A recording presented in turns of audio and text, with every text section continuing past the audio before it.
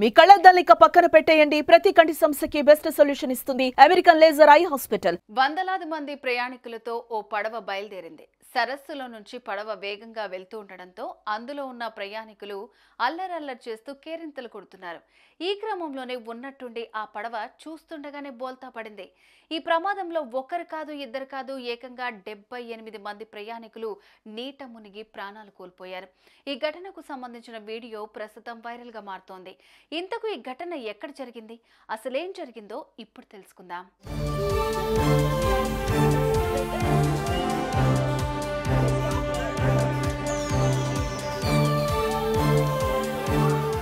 మధ్య ఆఫ్రికా దేశమైన కాంగోలోని తూర్పు ప్రాంతంలోని దక్షిణ కివు ప్రావిన్స్లోని మినోవా నుంచి ఉత్తర కివు ప్రావిన్స్లోని గోమాకు కివు సరస్సులో గురువారం ఓ పడవ బయలుదేరింది. ఇందులో దాదాపు 278 మంది ప్రయాణికులు ఉన్నారు. అయితే ఈ పడవ ముందుకు వెళ్తున్న క్రమంలోనే ప్రమాదవశాత్తు ఆ పడవ బోల్తా పడిపోయింది. వెంటనే స్పందించిన సమీప పడవలో ఉన్న ప్రయాణికులు వారిని రక్షించే ప్రయత్నం చేశారు.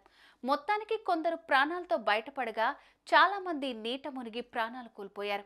అనంతరం కొందరు ప్రయాణికులు అక్కడి రక్షణ సిబ్బందికి సమాచారం ఇచ్చారు. హుటాహుట్న అక్కడికి చేరుకున్న అధికారులు గల్లంతైన వారి కోసం గాలింపు చర్యలు చేపడుతున్నారు. అయితే ఈ ప్రమాదంలో నీట మునిగి 78 మంది ప్రయాణికులు ప్రాణాలు కోల్పోయినట్లుగా దక్షిణ Kivu province governor Jean Jacques Purusi తెలిపారు. మృతుల సంఖ్య మరింత పెరిగే అవకాశం ఉందని అన్నారు. బోటులో సామర్థ్యానికి మించి ప్రయాణించడం వల్లే ఈ ప్రమాదం సంభవించిందని తెలిపారు. ఈ ఘటనకు సంబంధించిన వీడియోలు ప్రస్తుతం సోషల్ మీడియాలో వైరల్ గా మారుతున్నాయి.